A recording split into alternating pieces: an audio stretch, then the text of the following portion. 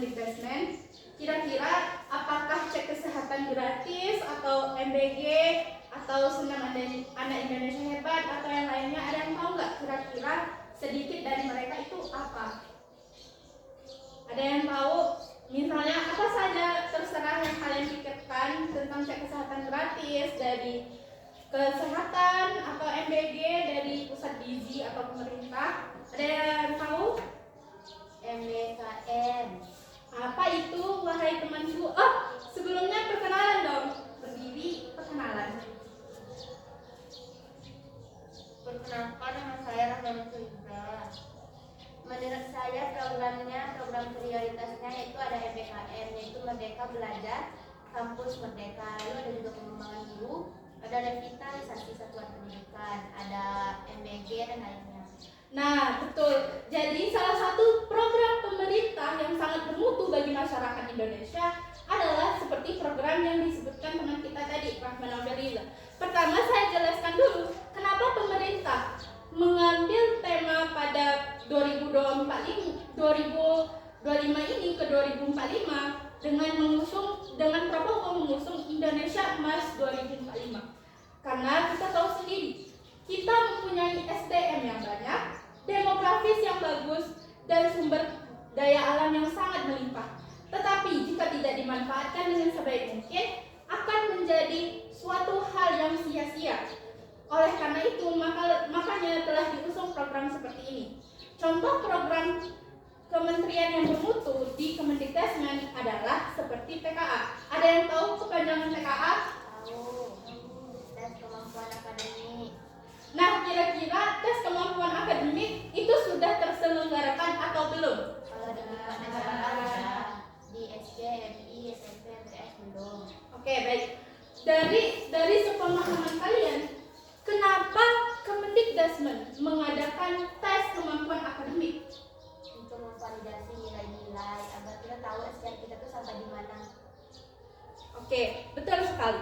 Karena dari judulnya saja adalah sosialisasi program-program bermutu dari Kementerian Pendidikan Dasar dan Menengah. Tidak hanya itu, Kemendikbudrismen juga memiliki banyak program-program bermutu lainnya. Contohnya seperti PIP dan ADEN. Ada yang tahu kepanjangan PIP? Ada yang tahu? Baiklah, PIP adalah Pelajar Indonesia Pintar. Pelajar Indonesia Pintar atau kartu PIP adalah kartu beasiswa untuk menunjang anak-anak yang kurang mampu, diperuntukkan mulai dari tingkat SD sampai umur 21 tahun.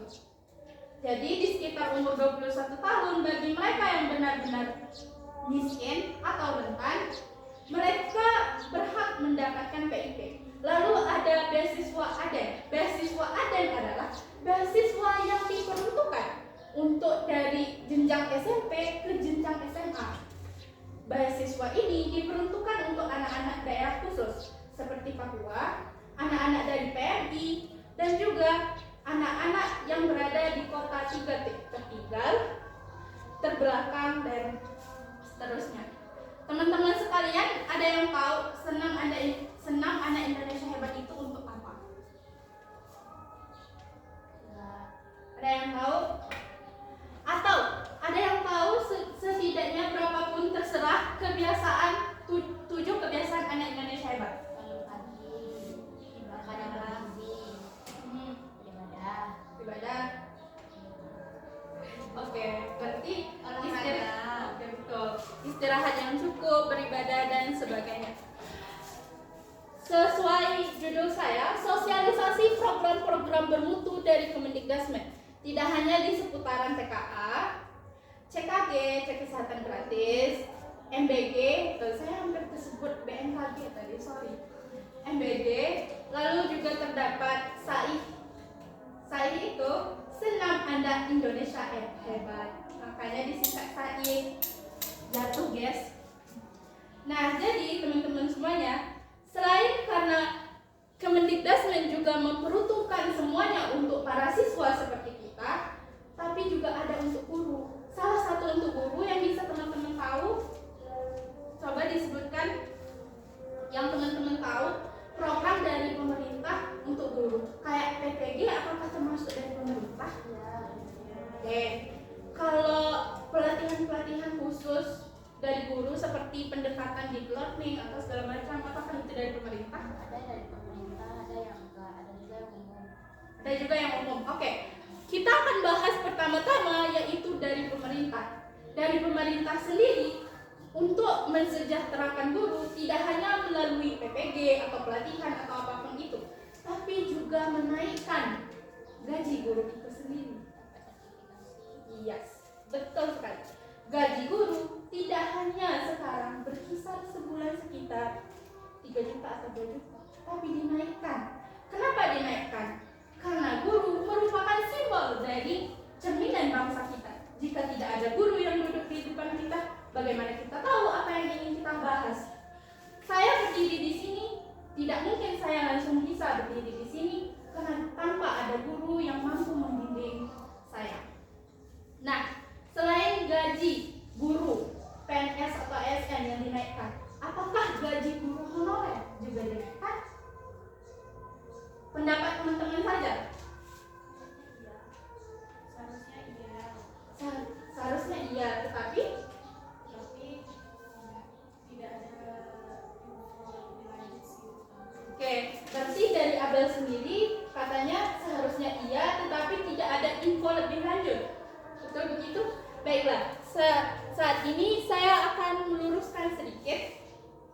Gaji untuk guru honorer itu juga dinaikkan. Baiklah teman-teman semuanya, seperti yang tadi saya bilang, tidak hanya program dari pemerintah, khususnya Kementerian Pendidikan Dasar dan Menengah, tidak hanya berupa di yang MBG, PCKG dan lain sebagainya, juga ada beasiswa bagi yang kurang mampu. Contohnya PIP dan ADEM. Nah, kepanjangan PIP tadi ada teman-teman yang tahu? Silakan Abel. Program Indonesia Pintar. Nah, ya betul sekali. Program Indonesia Pintar adalah milik dari Kementerian Pendidikan Dasar dan Menengah untuk membantu kita para siswa mulai dari umur 6 tahun. Umur 6 tahun berarti kira-kira teman-teman semua ada nggak yang tahu umur 6 tahun itu kira-kira kita kelas berapa? 1 SD. Betul sekali. Jadi, teman-teman, pemerintah sudah memperhatikan kita sejak kita kelas 1 SD sampai umur 21. Kira-kira umur 21 masih SMA atau kuliah? Kuliah. Betul. Jadi pemerintah memperhatikan kita dari SD sampai kuliah. Jadi bisa dikatakan bahwa pemerintah benar-benar all out. Bahasa gensinya all out ya teman-teman. Pemerintah benar-benar effort, all out dan kepada kita. Karena apa? Pemerintah ingin menjadikan kita generasi emas. Pemerintah ingin kita yang meneruskan pekerjaan yang ada, meneruskan mereka adalah orang-orang yang membanggakan, disiplin, kreatif, inovatif, dan juga orang-orang yang mampu memberikan jasa terhadap negara. Nah, pada itu juga terdapat mandat konstitusi tentang pendidikan. Pendidikan itu diatur dengan mandat konstitusi yang sistemnya yaitu di Undang-Undang Pendidikan Nasional, diimplementasikan di Akta Cipta Presiden kita yang baru, yaitu Presiden Prabowo Subianto pada Akta Cipta keempat. Nah, pendidikan merupakan urgensi atau pendidikan merupakan hal utama yang dipentingkan oleh Presiden Prabowo. Dengan adanya MBG, artinya Presiden Prabowo ingin kita semua mendapat makanan bergizi yang secara tidak langsung memang mempengaruhi kualitas berpikir kritis kita. Nah, selain itu juga pemerintah ingin kita untuk dapat terus melanjutkan pendidikan kita, tidak hanya terbatas pada SD atau SMP atau SMA. Data pada tahun 2021 atau 2022 mengatakan bahwa orang yang lulus S1 itu sangat sedikit. Sedangkan yang putus sekolah melebihi orang yang tamat SMA. Kira-kira ada yang tahu salah satu kenapa orang putus sekolah? Menikah. Oke, menikah. Kedua? Ekonomi. Ketiga. Ada yang tahu yang ketiga? Yang ketiga adalah karena ketidakmauan diri sendiri. Jadi dengan adanya program-program dari pemerintah yang bermutu, itu dapat menunjang pendidikan kita. Tadi ada yang menyebutkan karena ekonomi.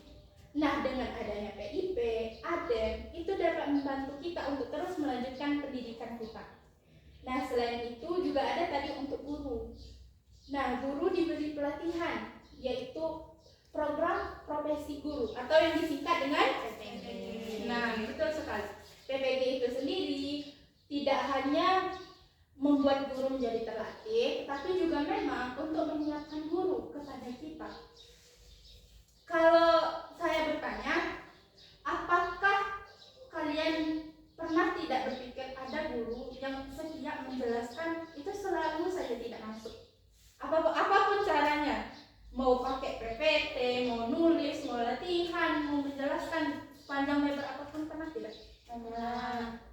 Nah, jadi dengan adanya PPG, dengan adanya juga pendekatan deep learning dalam belajar yang berprinsip pada kebahagiaan atau kebersamaan, kesenangan, kebersamaan dan juga kekompakan. Dengan adanya prinsip deep learning itu menjadikan guru lebih dekat dengan kita sehingga mampu untuk menjalankan tugas-tugasnya menjadi guru dan mengajar kita dengan baik. Baiklah, mungkin itu yang dapat saya sampaikan. Mohon maaf jika ada kurangnya. Lalu apakah ada pertanyaan dari teman-teman semua? Ada. Silakan. Berapa banyak satuan pendidikan yang menjadi target penerima perangkat digitalisasi pembelajaran dan apa saja contoh perangkat digitalisasi tersebut? Yang menerima perangkat digitalisasi pembelajaran tidak hanya pada sekolah-sekolah SMA, SMP, tapi juga SD juga dapat. Contoh program digitalisasinya, kalian tahu smartboard tidak? Tahu. Smartboard yang besar itu. Nah, itu merupakan program dari pemerintah. Gunanya apa? Tidak hanya menggunakan papan tulis, memang menggunakan papan tulis menjadi lebih efisien dan juga sudah lama menjadi budaya dari kita sendiri. Karena dengan mencatat, pasti kita mengingat apa yang kita catat. Tetapi kita juga tidak dapat memungkiri suatu hal. Kita berada di zaman teknologi, di mana setiap hal yang kita pegang, setiap hal yang kita selami, setiap hal yang kita ketahui sumbernya terlebih dahulu adalah dari handphone kita. Jadi dengan adanya smartboard, guru-guru juga dituntut untuk mampu menguasai teknologi. Tidak hanya siswa, kadang terdapat suatu sekolah yang siswanya yang malah lebih tahu daripada gurunya. Itu tidak masalah karena siswa mungkin memang bisa mengajari guru atau belajar bersama. Tetapi guru juga harus memiliki pengetahuan untuk teknologi, karena teknologi itu sendiri berperan penting dalam kehidupan kita jangka panjang. Tak hanya pada kehidupan kita sebagai siswa, kehidupan kita sebagai apapun yang kita inginkan, contohnya guru, keluarga, ataupun sebagainya. Baiklah, ada lagi atau kurang jelas dari penjelasan saya tadi? Sudah jelas. Tadi juga ada pertanyaan tentang digitalisasi, lalu yang pertanyaan keduanya yang bawah. Oh, contohnya tadi smartboard ya. Oke, lanjut. Silahkan. Apa fungsi utama dari tes kompetensi akademik dan juga kapan pelaksanaannya untuk SMA, MA, SD, MI, SMP, MTS? Oke, baiklah. Kita belah pertanyaannya menjadi dua bagian. Karena yang ditanya pertama fungsi tes kemampuan akademik, yang kedua lalu menanyakan tentang kapan pelaksanaannya. Baiklah, kita bedah yang pertama, yaitu fungsi TKA. Nah, sebelum saya yang menjelaskan, mungkin teman-teman terlebih dahulu bisa menyampaikan pendapatnya. Apa itu fungsi atau TKA? TKA aja deh, bukan fungsinya. Kayak pengetahuan TKA-nya apa?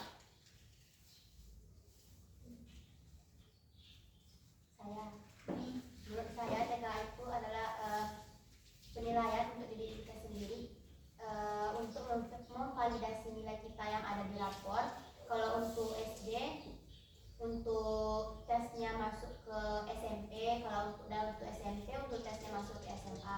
Tapi kalau untuk kita SMA untuk memvalidasi nilai rapor untuk masuk ke seleksi nasional berbasis prestasi.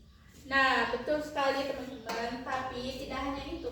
Fungsi TKA selain yang disebutkan teman kita, Rahman Feliza, selain sebagai GSD untuk penunjang nilai untuk masuk di SPMB SMP dan SMP untuk ke SMA dan SMA untuk ke perguruan tinggi negeri dengan berbasis prestasi atau SNBP. Sebenarnya fungsi TKA tidak hanya itu. Fungsi TKA bagi pemerintah sendiri bukan untuk menyeleksi ke perguruan tinggi. Memang itu betul, tetapi fungsi dari pemerintah sendiri adalah bagaimana cara mengevaluasi satu Indonesia dengan 38 provinsi. Tidak mungkin pemerintah datang ke sekolah kita masing-masing.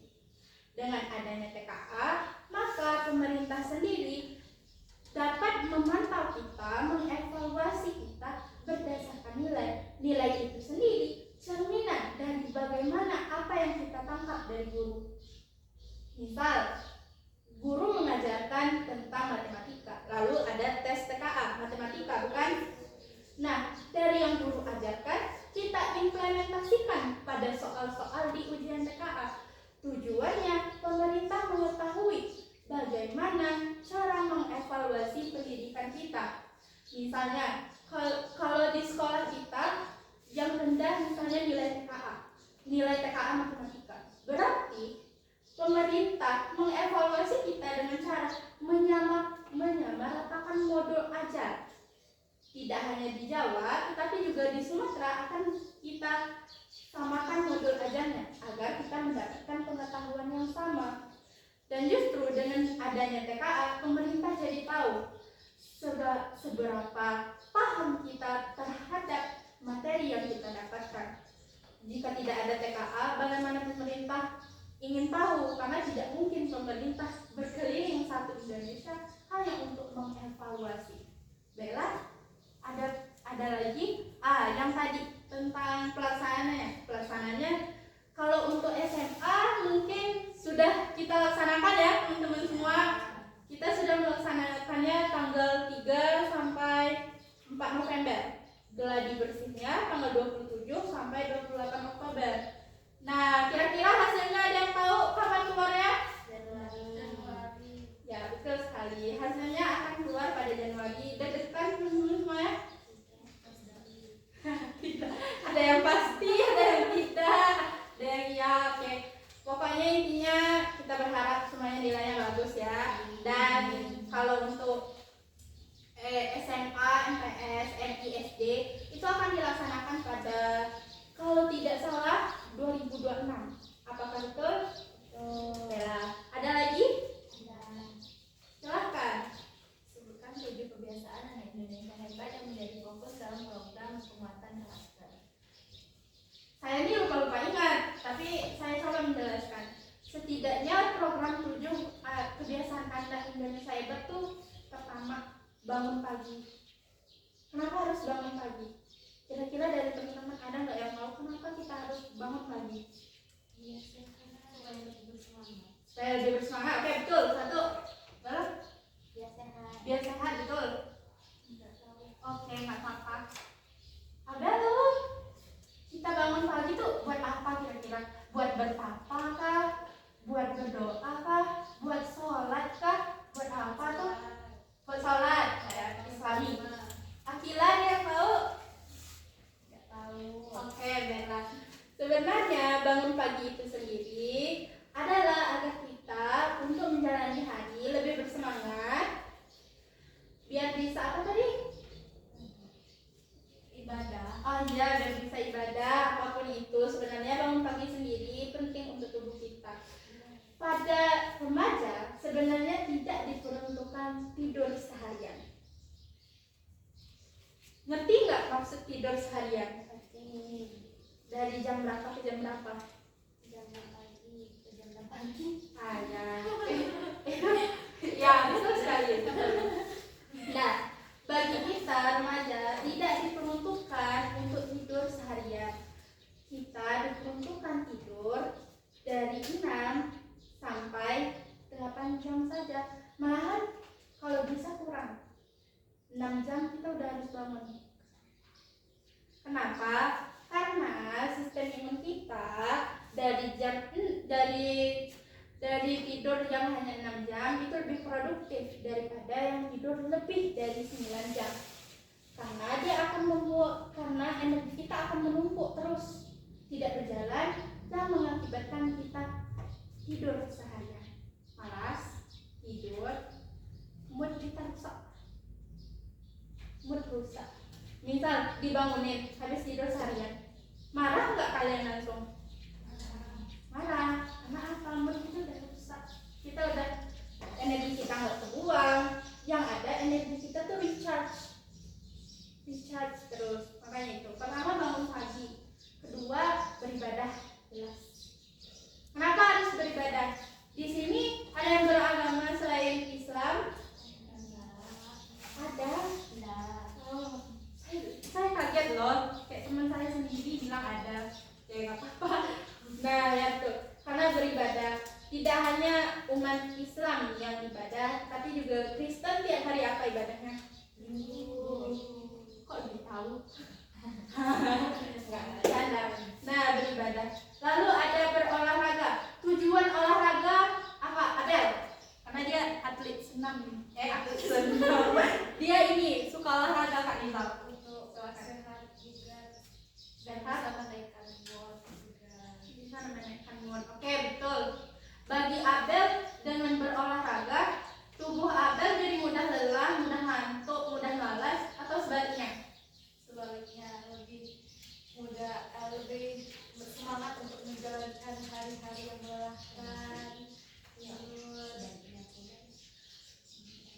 Terus yang biasanya mudah lelah, capek, tetapi setelah kita olahraga walaupun kita merasa capek sebentar, tetapi setelah kita menjalankan yang kita belajar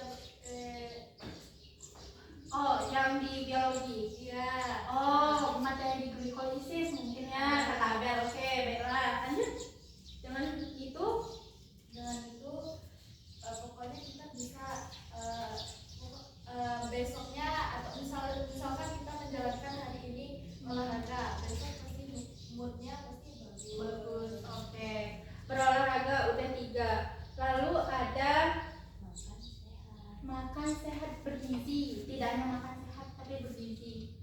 Sekarang teman-teman semua isi piringnya udah makanan sehat dan bergizi? Sudah.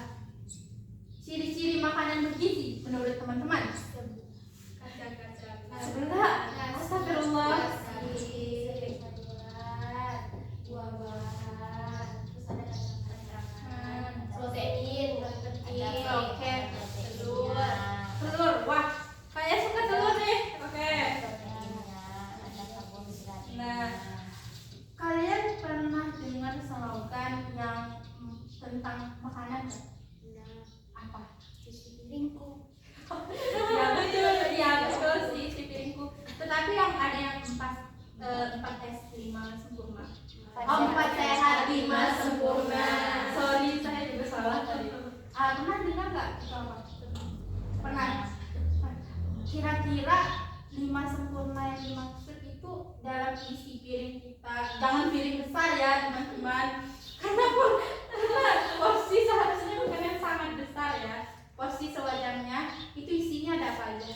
Ada tahu, ada kacang-kacangan, ada protein, ada sayuran, terus ada sayur jagung gitu. Suka saya jagung. Iya, apa-apa. Kalau proteinnya kira-kira teman-teman sendiri itu apa? Ikan ayam, Kayak ikan ayam. daging sapi. Tadi siapa yang nyebut telur? Nah, itu juga protein. Jadi tidak memungkinkan kita misal di dalam isi piring kita tuh udah 2 protein. Udah ada telur, udah ada ayam, udah ada daging, udah ada misalnya keju, olahan keju. Itu kan protein. Yang ada malahan kira-kira kalau kalian makan kayak gitu naik nggak berat badan kalian? Tapi memang ada terkhususnya beberapa orang. Contohnya kalian, kita yang tidak akan naik berat badan kalau makan begitu. Tapi kalau sewajarnya, seumumnya, apakah ada yang langsung kayak merasa besok dia nimbang? Ada. Udah naik gitu.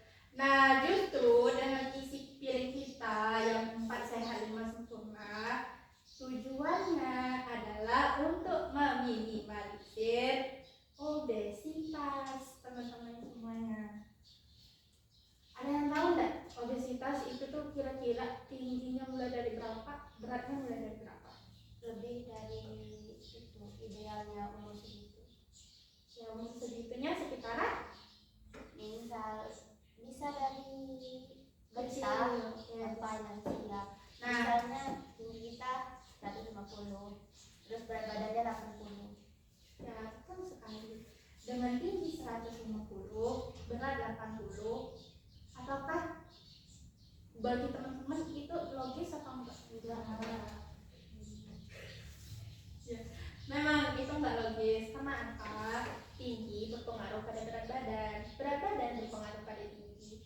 Dengan kita yang tingginya minimal, berat badan kita jauh ke atas, itu kan artinya kita tidak bisa membawa diri kita untuk lebih fit. Contohnya saya sendiri, tidak perlu jauh-jauh, saya bisa dikategorikan bukan sedikit, memang obesitas. Nah, ciri-cirinya adalah saya itu malas untuk bergerak. Pertama, itu ciri-cirinya. Kalau kelebihan berat badan, ya, ciri-cirinya itu pertama. Kedua, nafsu makan besar tapi tidak diiringi dengan 4 sehat 5 sempurna. Ketiga, kalau ada jamnya olahraga, setiap semenit saya udah ngos-ngosan, rusuk kiri saya udah sakit, udah. Itu artinya tubuh kita nggak fit. Mau apapun kita bilang, aku tinggi kok dan fine aja tubuhku kayak gini, nggak fine teman-teman. Dengan cara kita bisa menilai diri sendiri, tubuh kita yang tidak berolahraga dengan yang berolahraga itu pasti beda. Kalau yang berolahraga ngayuh sepeda dari danau sampai Kayu pasti kuat. Ya walaupun ada istirahatnya pasti kuat. Atau kalau nggak lari 5 kilo. Kuat kan teman-teman semuanya? Kuat kan? Kalau saya enggak juga sakit. Emang kelebihan. Nah, itu selain olahraga, makanan sehat dan bergizi, lalu juga ada tidur yang cukup. Nah, tidur yang cukup kira-kira bagi teman-teman apa? Tidur 6-8 jam. Ya, tidur 6-8 jam. Fungsinya buat apa? Fungsi tidur cepat itu buat apa? Menjaga kebugaran tubuh. Betul. Nah, lalu dari tadi nggak ada tepuk tangannya, emang sih karena kita cuma berenam, sama saya berenam. Nah, jadi seperti ini. Tidur cepat itu sendiri sebenarnya juga membantu kita untuk memproduksi kembali sel darah merah. Masih ingat pelajaran biologi yang itu? Nah, sel kita hanya bertahan sekitar 120 hari. Setelah itu sel hancur dibawa keluar. Nah, jadi dengan tidur cepat kita bisa mengembalikan sel darah merah kita agar kita tidak terkena penyakit darah. Contoh penyakit darah leukemia. Betul sekali. Lalu apalagi dari teman-teman deh? Saya tadi udah nyebutin berapa ya kira-kira? Bangun pagi, ibadah, olahraga, makan makanan sehat dan bergizi, lalu tidur cepat, lalu apa lagi? Gemar belajar dan bermasyarakat. Gemar belajar dan bermasyarakat. Oke, benar. Gemar belajar dan bermasyarakat. Menurut teman-teman sendiri, kenapa kita harus gemar belajar? Kenapa kita harus gemar bermasyarakat? Supaya pintar. Oke. Ya betul sih, supaya pintar. Gemar belajar memang bisa membuat kita menjadi pintar. Tetapi gemar belajar itu sendiri tidak hanya berfungsi sebagai buat kita menjadi pintar. Gemar belajar sendiri membuat kita menjadi lebih berpikir kritis, rasional, tidak mudah dibodoh-bodohi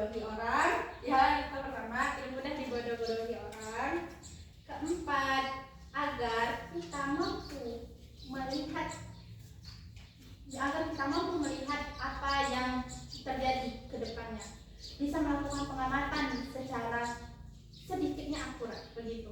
Lalu gemar bermasyarakat. Gemar bermasyarakat tuh bersosialisasi dengan masyarakat. Menurut teman-teman, guna sosialisasi dengan masyarakat itu apa? Supaya tidak jadi introvert. Ya. Oh ya, betul, supaya tidak jadi introvert. Ada salah dari tadi diam. Empat. Menambah wawasan dan kerja nyata. Oke. Oh, asal dari kerja nyata biar nggak semakin introvert. Kira-kira introvert sendiri menurut teman-teman datangnya dari mana? Dari ketidakpercayaan diri. Betul sekali. Karena kita tidak bersosialisasi secara matang. Kalau saya bilangnya itu secara matang. Karena kenapa? Karena saya sendiri kalau tidak bersosialisasi secara sempurna atau tidak begitu dekat, saya juga malas berhubungan dengan orang lain. Kayak, kamu siapa? Siapa kamu dekat-dekat saya? Saya tidak kenal kamu. Kadang seperti itu. Tetapi dengan gemar bermasyarakat, kita menjadi lebih mengenal orang lain. Jika kita terkena musibah, orang lain juga bisa membantu kita. Tidak hanya, kan tidak mungkin ya, kalau perasaan saya, kita udah semangat jalan di rumah. Kalau misal orang tua kita memanggil orang di luar karena kita tidak bersosialisasi, termasuk orang tua kita tidak bersosialisasi, mereka memanggil tetangga. Ada nggak kira-kira yang mau bantu? Tidak. Kalau kemungkinan adanya itu pun karena terpaksa kah, atau karena kayak udah, ih apa sih ini ribut banget, udah tolong, atau udah kayak gitu. Karena terpaksa. Teman-teman pernah ngalamin kayak gitu tetangganya? Enggak teman-teman. Kalau teman-teman saya yakin akan bersosialisasi sendiri. Tetangganya pernah seperti itu? Alhamdulillah tidak.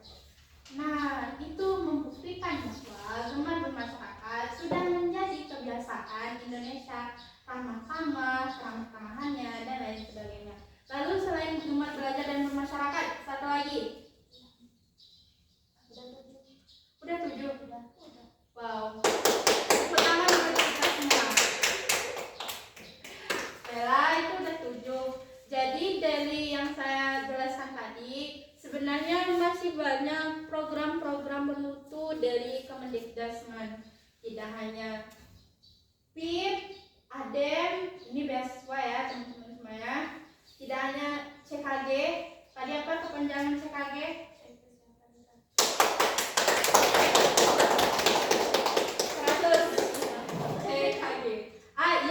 Yang tadi tau nggak? Senam anak Indonesia. Ya. Kalau MBG? Makanan bergizi gratis. Kira-kira program dari siapa tadi? Dari Prabowo. Kami belum dapat. Cewek lah. Nah, jadi teman-teman semuanya pernah nggak cek kesehatan gratis? Belum. Serius. Karizam. Serius nggak pernah? Belum. Kalian tahu cek kesehatan gratis di mana? Atau di Ya di puskesmas. Ya di rumah sakit. Kan nggak orang kayak bawa biasa. berarti di event-event ada. Nah, kalian bisa cek kesehatan gratis di sana. Ya, pesan tuh bisa. Kalau di desa saya ada program emang untuk cek kesehatan gratis kayak gitu. Itu tuh mulai dari bayi sampai lansia. Saya pernah ngawanin adik saya ke sana. Lalu baca dong, Bos. Saya remaja dari ke sama kayak saya diukur tensi saya kemarin itu tinggi. Ya, namanya juga orang itu tadi kan. Nah, selain yang itu tadi, itu sebenarnya bukan itu program dari pemerintah. Kalau Kemendikbudrismen tuh berpisah dari TKA.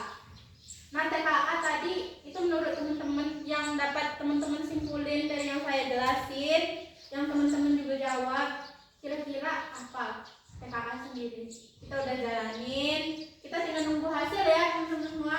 Iya. Menurut teman-teman semua dari yang saya jelasin dipahamin aja itu tuh apa secara ringkas ya. dan potensi akademik. Ya itu kepanjangannya teman dulu. Kalau yang menurut yang lain dari TKK tadi Untuk mengevaluasi pembelajaran dari pemerintah. Itu oke, emang sih karena dari tadi itu yang saya jelaskan. Kalau yang dari pemerintah juga ada senam anak Indonesia hebat.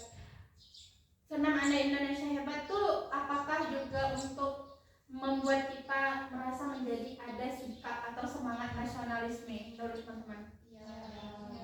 Dengan caranya senam Indonesia hebat itu kalau dari program Kemendikbudrismen sendiri itu dilakukan 2 kali seminggu. Apakah teman-teman sudah melakukannya? Belum. Ada yang belum? Ada yang sudah? Ada yang insya Allah, ya betul. Ada yang insya Allah. Karena semua halnya tidak bergantung pada itu ya. Semuanya harus dari atas juga. Ya betul sekali. Hanya Allah yang tahu. Menurut teman-teman kalau yang sudah melakukan senam anak Indonesia hebat, tubuhnya bugar atau enggak rasanya? Iya. Harus sering bugar kalau nggak serius. Oh iya, betul sekali. Karizal. Kalau yang serius bugar. Kalau yang enggak serius? Oke, betul sekali, betul. Kalian lucu-lucu ya, teman-teman. Jadi mungkin itu saja dari saya sendiri. Mohon maaf jika terdapat kesalahan dalam penyampaian. Dimaafkan tidak? Oh, sudah biasa. Asal ada ini. Oke. Sudah biasa. Baiklah. Mungkin itu dari saya, kurang lebihnya dari Allah, kurangnya dari saya. Teman-teman semuanya, terima kasih atas waktunya yang sangat berharga bagi saya sendiri karena sudah mau untuk datang dan mendengarkan presentasi saya, public speaking saya. Sebenarnya saya di sini bukan untuk presentasi, tapi untuk menyampaikan kepada teman-teman apakah public speaking saya sudah bagus menyampaikan atau teman-teman malah sebaliknya kurang paham, merasa bosan atau tidak seru. Seperti itu. Mohon dinilainya teman-teman.